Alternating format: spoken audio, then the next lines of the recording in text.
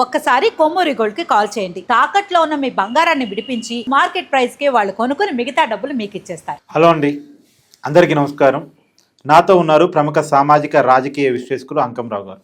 Sir నమస్కారం. నమస్తే sir, మొన్న విజయసాయిరెడ్డి మీడియా ముందుకు వచ్చి ఇష్టారీతిన మాట్లాడి, అంటే అతను వైసీపీతో సంబంధం లేదు, నిజాన్ని పార్టీకి రాజీనామా చేస్తున్నా, రాజకీయాల దూరంగా ఉంటున్నా అని చెప్తున్నాడు. కానీ ఇంకా వైసీపీ వాసన పోయినట్టుగా మొన్న మాట్లాడితే కనపడలేదు.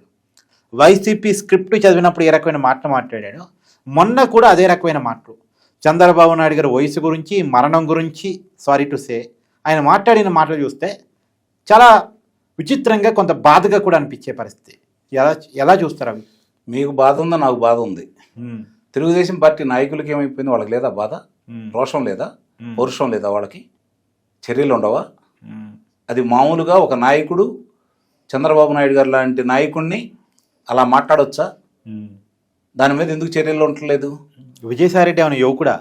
యువకుడు కాదు, అసలు అతని గురించి తీసి పక్కన పడేద్దాం. ఈరోజు జగన్మోహన్ రెడ్డి వయసు ఎంత? చంద్రబాబు నాయుడు గారి వయసు ఎంత? చంద్రబాబు నాయుడు గారు ఈరోజు వ్యాన్ ఎక్కుతున్నాడు, బాచా పట్టేసుకొని కూర్చుంటున్నాడు, ఆయన కార్యక్రమాలను ఆయన చేస్తున్నాడు. 3-4 గంటల సేపు ఆయన స్టేజీ మీద నుంచొనే ప్రసంగిస్తున్నాడు, మాట్లాడుతున్నాడు. అలాగే వివిధ మామూలుగా ఏదన్నా పురస్కారాలకు సంబంధించి ఆయనే వాళ్ళకి అందజేస్తూ ఉన్నాడు.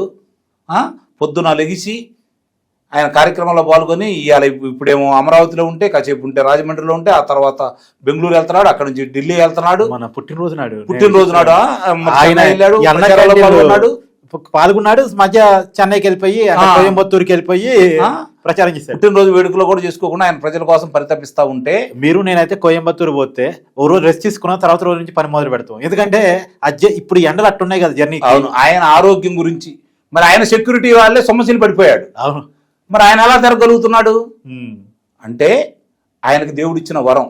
దాంతోపాటు ఆయన క్రమశిక్షణతోటి ఆరోగ్యాన్ని కాపాడుకుంటున్నటువంటి విధానం, ఆయన ప్రజల కోసం ఆలోచిస్తున్నాడు కాబట్టి దేవుడు కూడా ఆయన చూసుకుంటున్నాడు. విజయసాయిరెడ్డి విషయం తీసుకుందాం మనం.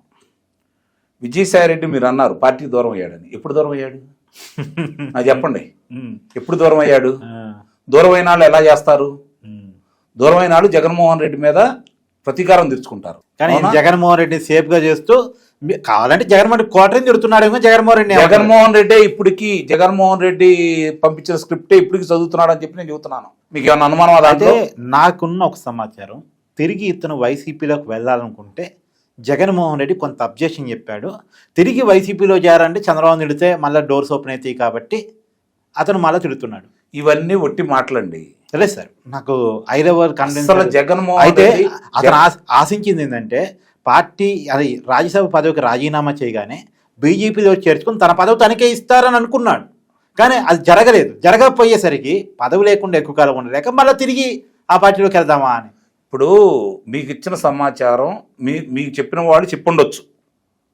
నాకున్న సమాచారం ఏందంటే, మీరు అన్నట్టు భారతీయ జనతా పార్టీలోకి వెళ్ళి, భారతీయ జనతా పార్టీలో గతంలో అతనికి ఉన్న సంబంధాలను దృష్టిలో పెట్టుకొని జగన్మోహన్ రెడ్డిని రక్షించుకునే కార్యక్రమంలో ఆ రోజు ఎప్పుడైతే ప్రధానమంత్రి గారిది కార్యాలయాల చుట్టూ, ఆ పార్టీ కార్యాలయాల చుట్టూ తిరిగి తెలుగుదేశానికి భారతీయ జనతా పార్టీకి మధ్య దూరం పెంచడానికి ఏ విధంగా ప్రయత్నం చేశాడో, తిరిగి అదే రోల్ పోషించడానికి జగన్మోహన్ రెడ్డి ఆదేశానుసారం పార్టీకి రాజీనామా చేశాడు, రాజ్యసభకి రాజీనామా చేశాడు. మీరు అన్నట్టు మళ్ళీ ఇస్తారని భావించారు.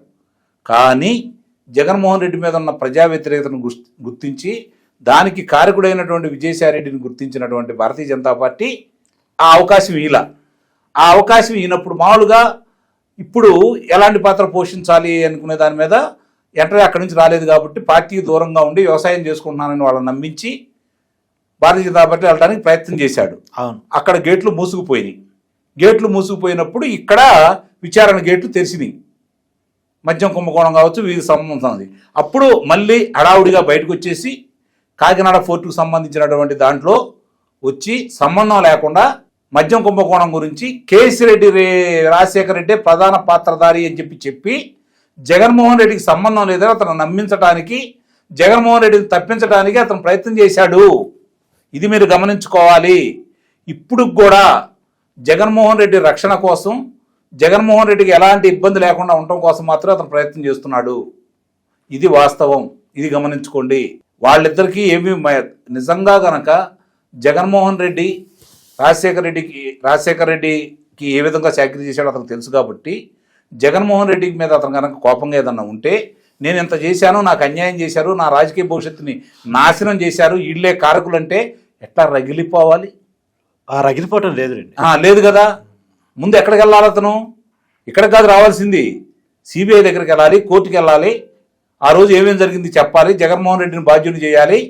నేను రెండో ముద్దాయని కాదు, మొత్తం నన్ను ఇట్లా భయపెట్టారో లేదా ఏ విధంగా చేశారో, కారకుడు లబ్ధి ఇలా పొందాడు, ఆస్తులు ఇలా పెరిగినాయి, పలానా సాటి నుంచి ఇలా వచ్చిందని చెప్పి వాళ్ళకి చెప్పాల్సింది ఇప్పటివరకు ఎందుకు చెప్పట్లేదు అంటే ఇప్పటికి కూడా జగన్మోహన్ రెడ్డి మంచివాడు, జగన్మోహన్ రెడ్డి చుట్టూ ఉన్నవాళ్ళు ఈ విధంగా చేస్తున్నారు అని చెప్పి అతను బాధపడుతున్నాడు.